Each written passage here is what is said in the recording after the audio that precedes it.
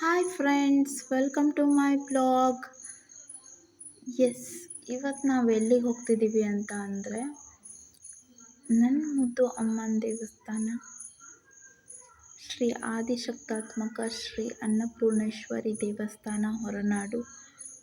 ಅಲ್ಲಿಗೆ ಹೋಗ್ತಿದ್ದೀವಿ. ಏನಕ್ಕೆ ಹೋಗ್ತಾ ಇದ್ದೀವಿ ಅಂತ ಅಂದರೆ ಮೊನ್ನೆ ಫ್ರೈಡೆಯಿಂದ ಅಲ್ಲಿ ಜಾತ್ರೆ ಸ್ಟಾರ್ಟ್ ಆಗಿರೋದ್ರಿಂದ ನಾನು ಅಮ್ಮ ನಿನ್ನೆ ಸಂಡೇ ಜಾತ್ರೆಗಂತ ಹೊರಟಿದ್ವಿ. ಸೊ ನಮ್ಮನೆಯಿಂದ ಫಸ್ಟು ಆಟೋದಲ್ಲಿ ಹೊರಟು ನಂತರ ನನ್ನ favourite bus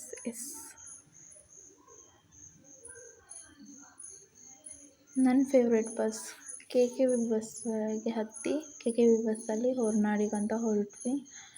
and K K V bus ಬಗ್ಗೆ ಹೇಳಬೇಕು ಅಂತಂದರೆ ಕೆ ಕೆ ವಿ ಬಸ್ ನಾನು ಚಿಕ್ಕ ವಯಸ್ಸಿಂದ ನೋಡ್ಕೊಂಡು ಬೆಳೆದಿರೋ ಬಸ್.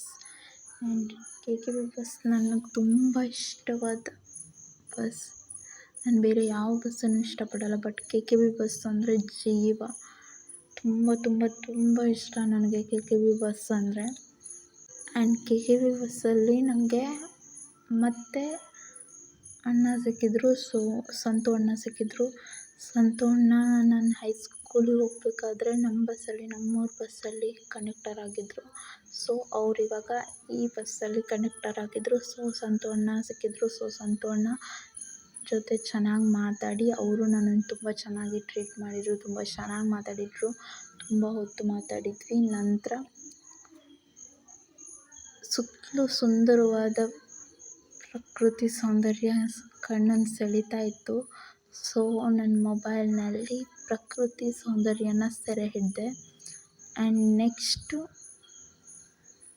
ಕೆ ಕೆ ವಿ ಬಸ್ಸಲ್ಲಿ ಹೋದರೆ ಸುಸ್ತೇ ಆಗಲ್ಲ, ಅಷ್ಟು ಖುಷಿ ಸಂತೋಷ ಇದ್ದೇ ಇರುತ್ತೆ ಯಾವಾಗಲೂ ಅಷ್ಟೇ. ನನಗೆ ಕೆ ಕೆ ವಿ ಬಸ್ ಅಂದರೆ ತುಂಬ ಇಷ್ಟ.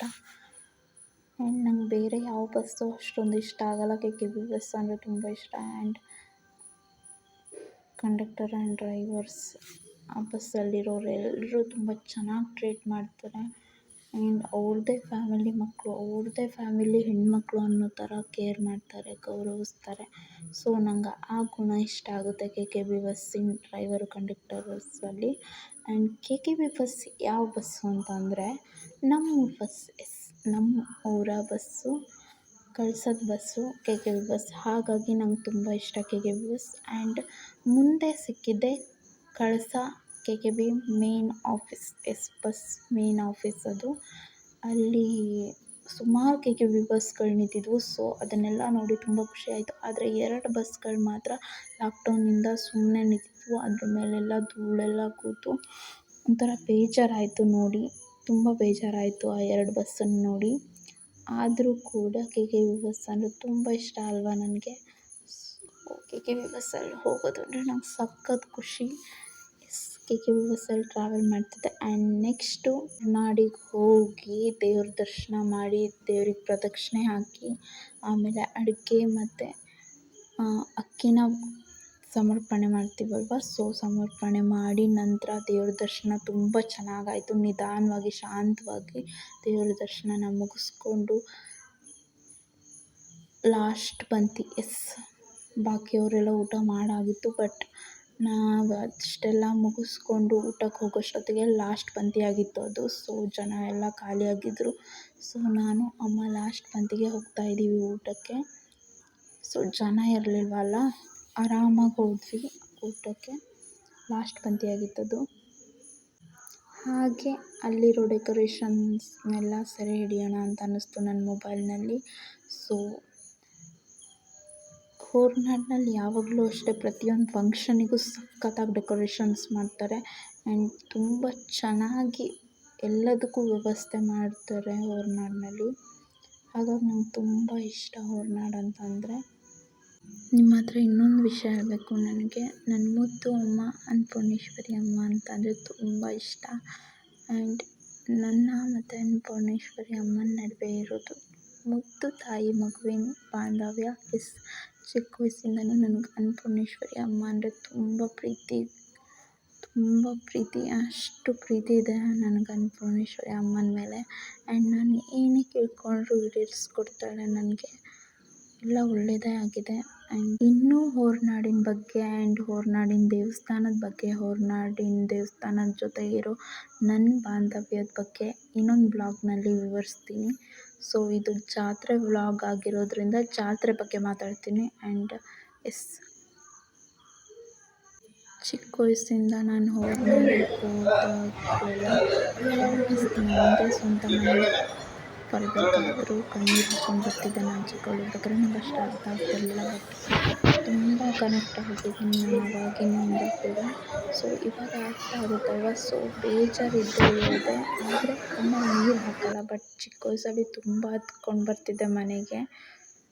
ಆ್ಯಂಡ್ ನನಗೆ ಅಲ್ಲಿಂದ ಹೊರಗಡೆ ಬರೋಕ್ಕೆ ಸುಮಾರು ಟೈಮ್ ಬೇಕಾಗ್ತಿತ್ತು. ಎಸ್, ನಾನು ಅಷ್ಟು ಕನೆಕ್ಟ್ ಆಗಿದ್ದೀನಿ ಆ ದೇವಸ್ಥಾನದ ಜೊತೆ. ಎಸ್, ನನ್ನ ಫೇವ್ರೆಟ್ ಪ್ಲೇಸ್ ಅಂತಂದರೆ ಅದು ಹೊರನಾಡು ಮಾತ್ರ.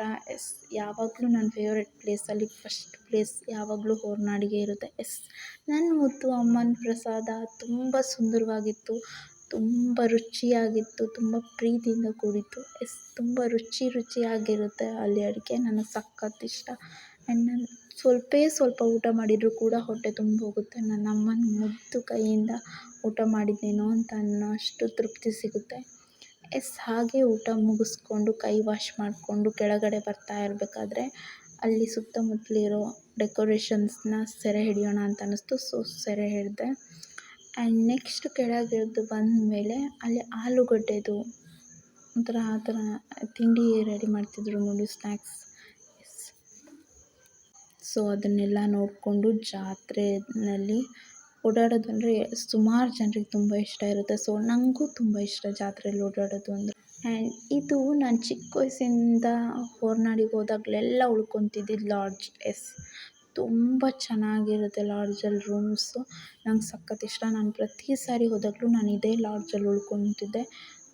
ಬಟ್ ನಿನ್ನೆ ರೂಮ್ಸ್ ಫುಲ್ಲಾಗಿರೋದ್ರಿಂದ ನನಗೆ ರೂಮ್ಸ್ ಸಿಗಲಿಲ್ಲ. ಸೊ ನಾನು ನೇತ್ರಾವತಿ ನಿವಾಸ ಅಂತ ಇನ್ನೊಂದು ಲಾಡ್ಜಲ್ಲಿ ಉಳ್ಕೊಂಡೆ. ಬಟ್ ಆ ಲಾಡ್ಜು ಕೂಡ ಸಖತ್ತಾಗಿದೆ. ಆ್ಯಂಡ್ ಕ್ಲೀನಿಂಗ್ ಆಗಲಿ ಆ್ಯಂಡ್ ಫೆಸಿಲಿಟಿ ಆಗಲಿ ಸೂಪರ್ಬ್ ಆಗಿದೆ.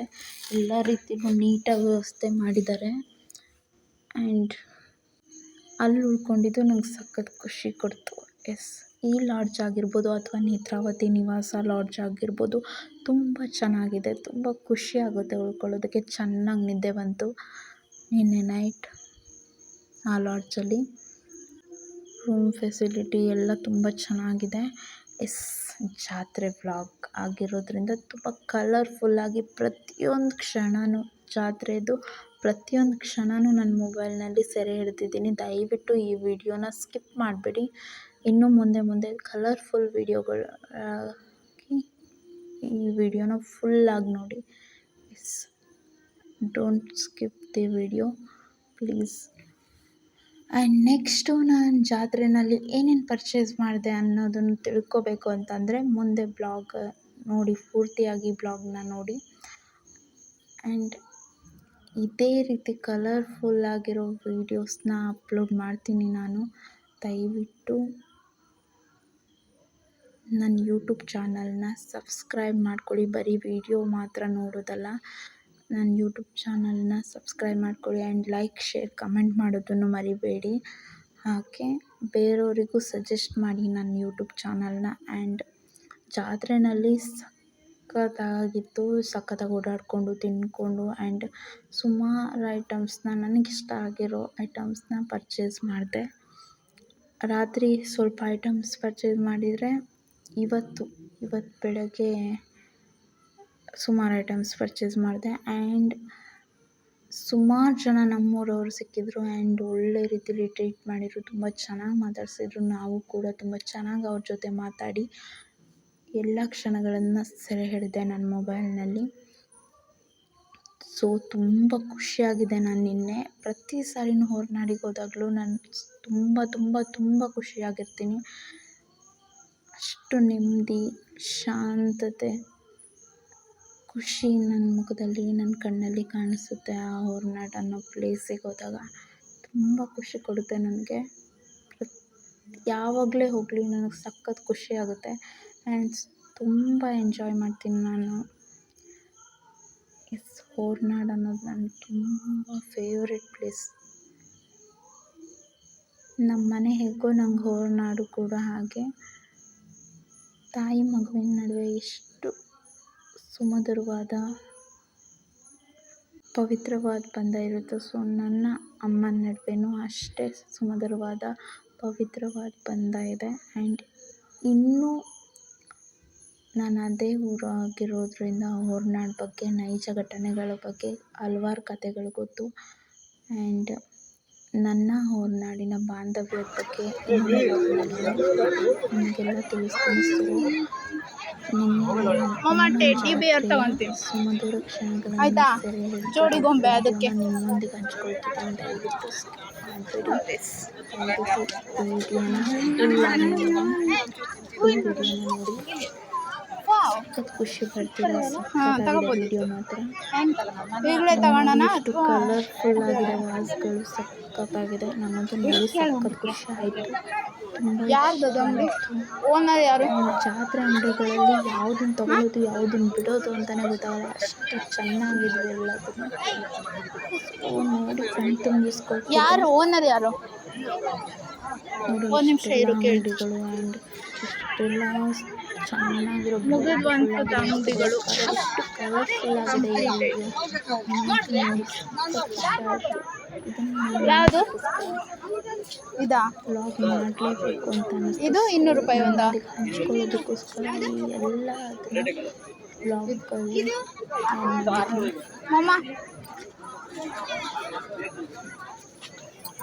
ಇಷ್ಟ ಆಗಿರೋ ವಸ್ತುಗಳನ್ನ ಪರ್ಚೇಸ್ ಮಾಡಿದೆ. ಯಾವುದ್ಯಾವುದು ವಸ್ತುಗಳನ್ನ ನಾನು ತಿಳ್ಕೊಬೇಕಾದ್ರೆ ಫುಲ್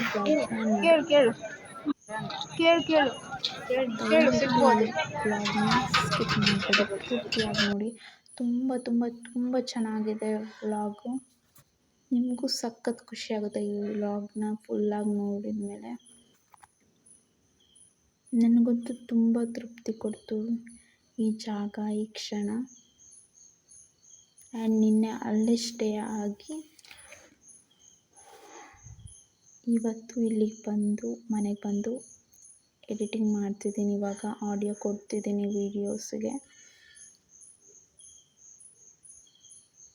ಅಪ್ಲೋಡ್ ಯಾವಾಗ ಮಾಡೋಕ್ಕಾಗುತ್ತೋ ಗೊತ್ತಿಲ್ಲ, ಬಟ್ ಅಪ್ಲೋಡ್ ಮಾಡ್ತೀನಿ. ಬಟ್ ಈ ವಿಡಿಯೋನ ಸ್ಕಿಪ್ ಮಾಡಬೇಡಿ, ಪೂರ್ತಿ ವಿಡಿಯೋನ ನೋಡಿ. ನಿಮಗಂತೂ ಸಖತ್ ಖುಷಿ ಆಗೋದಂತೂ ಗ್ಯಾರಂಟಿ. ಆ್ಯಂಡ್ ಇದೇ ಥರ ಕಲರ್ಫುಲ್ ವಿಡಿಯೋಗಳನ್ನ ಅಪ್ಲೋಡ್ ಮಾಡ್ತೀನಿ. ಸೊ ನನಗೆ ಸಪೋರ್ಟ್ ಮಾಡಿ, ಕೀಪ್ ಸಪೋರ್ಟಿಂಗ್. ದಯವಿಟ್ಟು ನನ್ನ ಚಾನಲ್ನ ಸಬ್ಸ್ಕ್ರೈಬ್ ಮಾಡ್ಕೊಳ್ಳಿ. ಆ್ಯಂಡ್ ನನ್ನೆಲ್ಲ ಬ್ಲಾಗ್ಗಳು ನಿಮಗೆ ಫಸ್ಟೇ ನೋಟಿಫಿಕೇಷನ್ ಸಿಗಬೇಕು ಅಂತಂದರೆ ನನ್ನ ಚಾನಲ್ ಬೆಲ್ ಐಕಾನ್ನ ಪ್ರೆಸ್ ಮಾಡಿಕೊಡಿ.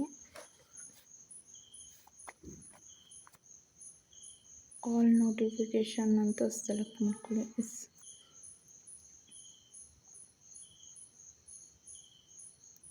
ಎಸ್, ಪಿಂಗಾಣಿ ಪಾತ್ರೆಗಳು. ಇದನ್ನಂತೂ ನೋಡಿ ನಂಗೆ ಸಖತ್ ಖುಷಿ ಆಗೋಯಿತು.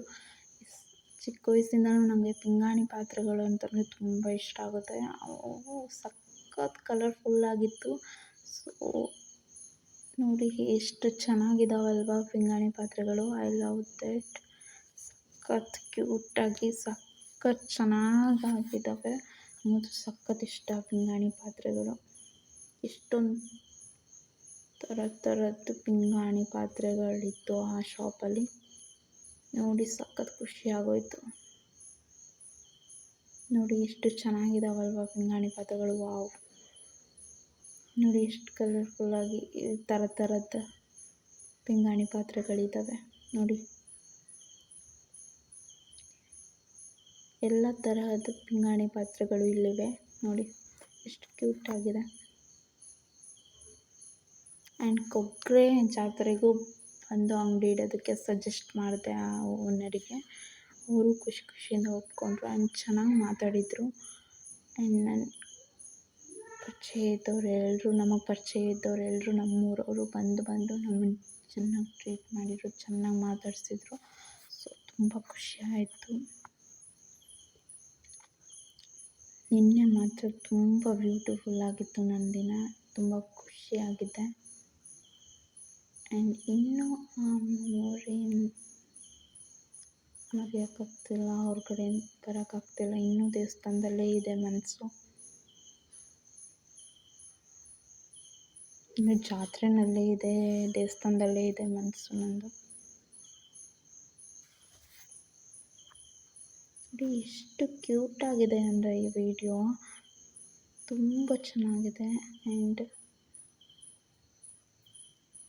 ಜಾತ್ರೆನಲ್ಲಿ ಹಾಗೆ ಅಲ್ವಾ, ಯಾವುದನ್ನು ನೋಡೋದು ಯಾವುದನ್ನು ಬಿಡೋದು ಅಂತಲೇ ಗೊತ್ತಾಗಲ್ಲ. ತುಂಬ ಕಲರ್ಫುಲ್ಲಾಗಿದೆ ವಿಡಿಯೋ. ಇದು ನಮ್ಮಮ್ಮ, ಇನ್ನು ಪರ್ಚೇಸ್ ಮಾಡ್ತಿದ್ದಾರೆ ಅಮ್ಮ.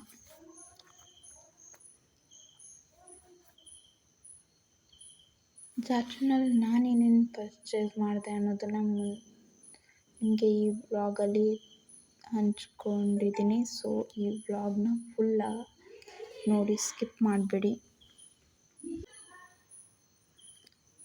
ಹೊರನಾಡಿನ ಬಗ್ಗೆ ಇನ್ನಷ್ಟು ಮಾಹಿತಿನ ಇನ್ನೊಂದು ವ್ಲಾಗ್ನಲ್ಲಿ ಮಾಡಿ ನಿಮಗೆ ತಿಳಿಸ್ಕೊಡ್ತೀನಿ. ಆ್ಯಂಡ್ ಹೊರನಾಡಿನ ಹೊರಗಡೆ ಎಲ್ಲ ಸನ್ನಿವೇಶಗಳನ್ನು ನಾನು ಫೋನ್ನಲ್ಲೇ ಸೆರೆ ಹಿಡಿದಿದ್ದೀನಿ. ಬಟ್ ಹೊರನಾಡು ದೇವಸ್ಥಾನದ ಒಳಗಡೆ ಯಾವುದೇ ರೀತಿಲೂ ಫೋಟೋಸ್ ವೀಡಿಯೋಸ್ ಮಾಡೋ ಹಾಗಿಲ್ಲ.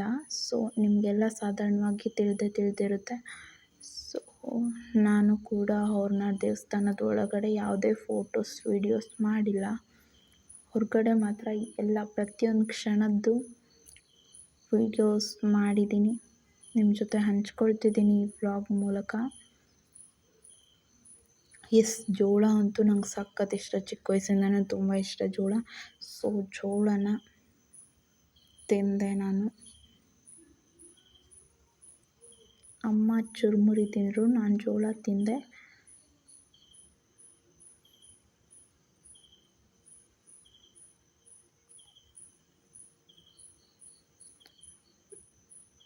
ನನಗೆ ಸುಟ್ಟಿರೋ ಜೋಳ ಬೇಕು ಅಂತ ಹೇಳಿದೆ. ಸೊ ಅಣ್ಣನೂ ಕೂಡ ತುಂಬ ಚೆನ್ನಾಗಿ ಜೋಳನ ಸುಟ್ಕೊಟ್ರು.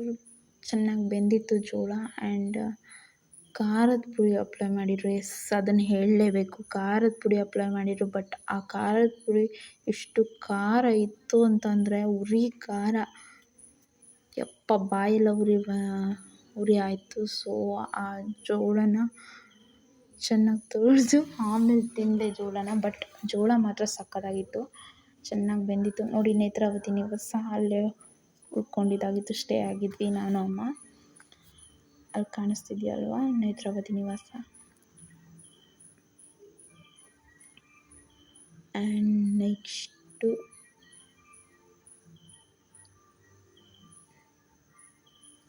ಅವರು ನಮ್ಮ ಪರಿಚಯ ಇರೋ ಅಣ್ಣ, ನಮ್ಮೂರವರು. ಸೊ ಅವರು ಬಂದು ನಮ್ಮನ್ನು ಮಾತಾಡಿಸಿದ್ರು ಚೆನ್ನಾಗಿ.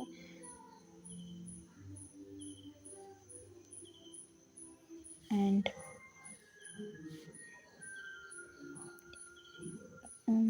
ಜೋಳ ಸುಡ್ತಾ ಇದ್ರು. ತುಂಬ ಲೇಟ್ ಆಗುತ್ತೆ ಅಂತ ಅಂದ್ಕೊಂಡು ಪಕ್ಕದಲ್ಲೇ ಪ್ಲಾಜಾ ಪ್ಯಾಂಟ್ ಮಾರ್ತಾಯಿದ್ರು. ಸೊ ಡೈಲಿ ಯೂಸಿಗೆ ಆಗುತ್ತಲ್ಲ ಅಂತ ಅಂದ್ಕೊಂಡು 2 ಪ್ಲಾಜಾ ಪ್ಯಾಂಟ್ ಪರ್ಚೇಸ್ ಮಾಡಿದೆ. ತಗೊಂಬಮ್ಮ ಅದು. ಯಾಕೆ ಹಂಗಾದ್ರೆ ಬೇಡವೇ ಬೇಡ ನನಗೆ, ಆಯ್ತಾ? ನಾನು ಈ ಥರದಕ್ಕೆಲ್ಲ ಇದು ಮಾಡಲ್ಲ. ಅವ್ರ ಹತ್ರ ಇಸ್ಕೊಂಡು ಜೋಳನ ನಾನು ಯೂಸ್ ಮಾತ್ರ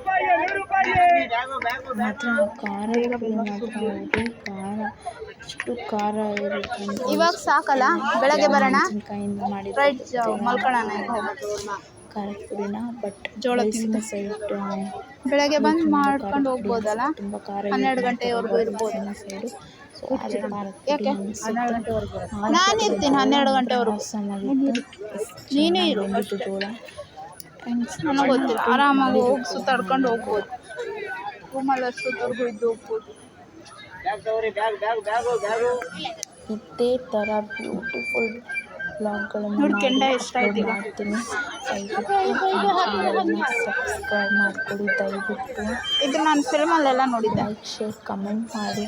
ಆ್ಯಂಡ್ ರೆಡಿ ಆಯ್ತು. ಬೇರೆಯವರಿಗೂ ನಿಮಗೆ ಪರಿಚಯ ಇರೋ ವ್ಯಕ್ತಿಗಳಿಗೂ ನನ್ನ ಚಾನಲ್ನ ಸಜೆಸ್ಟ್ ಮಾಡಿ ದಯವಿಟ್ಟು. ಅಣ್ಣ ಮೀಡಿಯಮ್ ಖಾರ.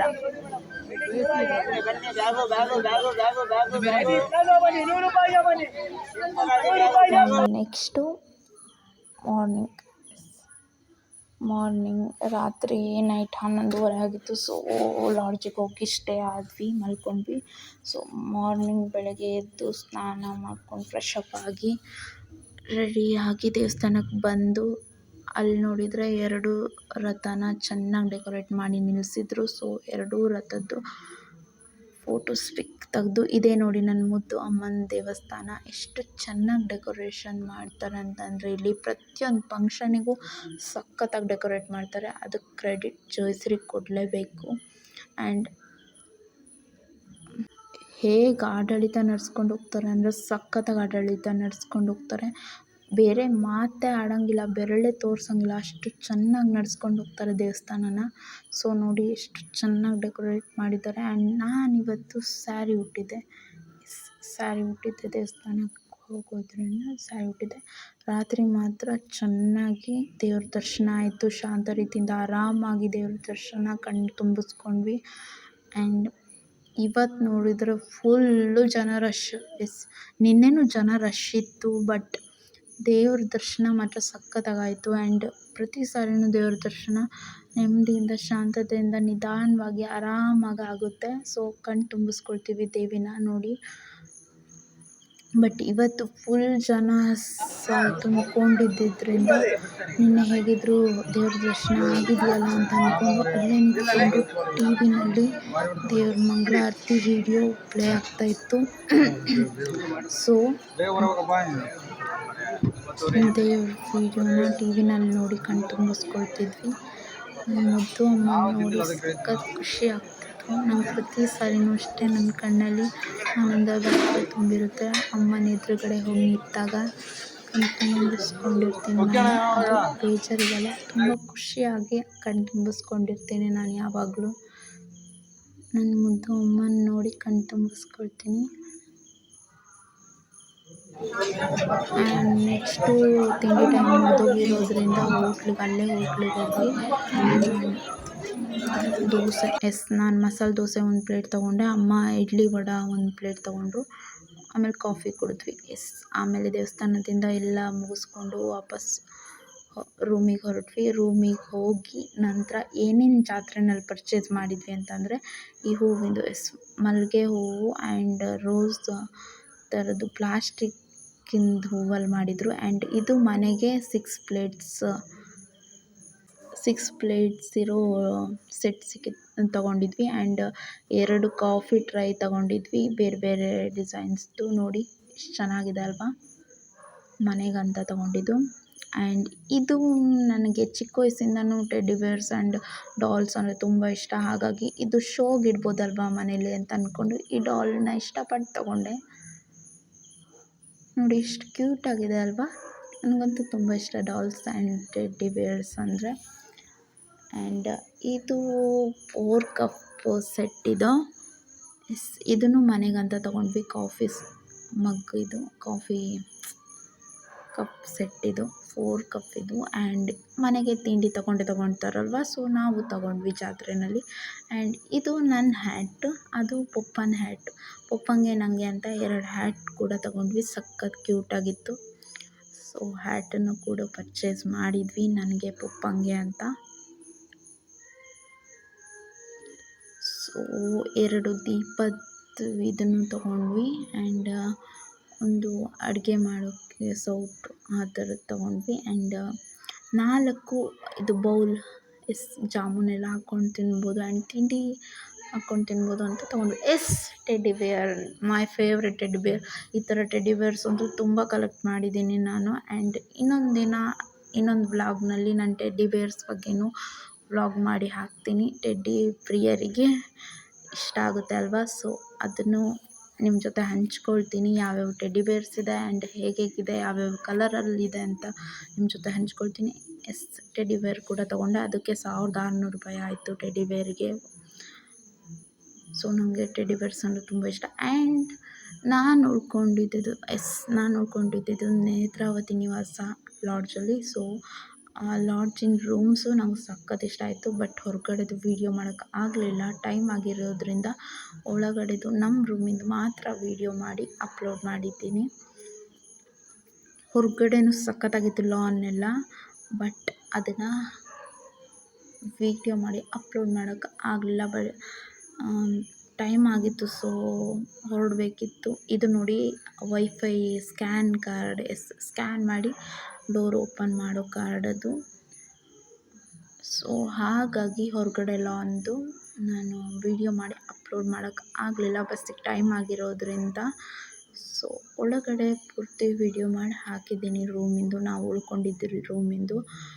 ಸಖತ್ ಕ್ಯೂಟಾಗಿತ್ತು ರೂಮ್, ನನಗಂತೂ ತುಂಬ ಇಷ್ಟ ಆಯಿತು ರೂಮ್. ಆ್ಯಂಡ್ ತುಂಬ ಚೆನ್ನಾಗಿ ನಿದ್ದೆ ಮಾಡಿದೆ. ಒಂದಿನ ಈ ರೂಮಲ್ಲಿ ಕಳೆದ್ವಿ. ಆ್ಯಂಡ್ ಇವತ್ತಿಗೆ ಈ ರೂಮಿಂದು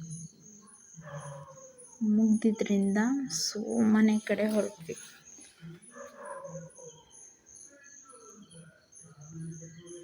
okay, thanks for watching.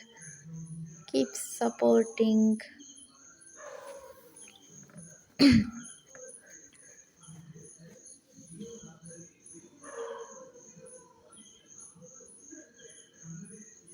Until then ಸಿಗೋಣ ನನ್ನ ನೆಕ್ಸ್ಟ್ ವ್ಲಾಗ್ನಲ್ಲಿ. ಅಲ್ಲಿವರೆಗೂ ಎಲ್ರಿಗೂ take care. Bye bye.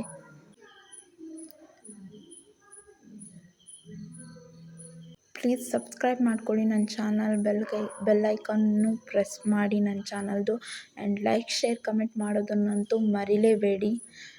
And please ನಿಮ್ಗೆ ಗೊತ್ತಿರೋ ವ್ಯಕ್ತಿಗಳಿಗೂ ಸಜೆಸ್ಟ್ ಮಾಡಿ ನನ್ನ ಚಾನಲ್ನ. ಪ್ರತಿಯೊಂದು signing off. Love you all. It's me Diksha.